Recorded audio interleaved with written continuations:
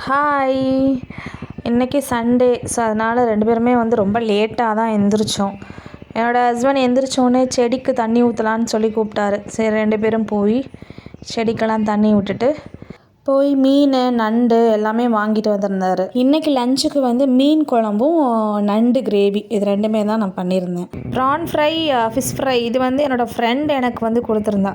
அப்புறம் கொஞ்ச நேரத்துலேயே ஹஸ்பண்ட் வந்துட்டார். நானும் அவரும் 2 பேரும் சாப்பிட்டோம். சாப்பிட்டு தூங்கியாச்சு.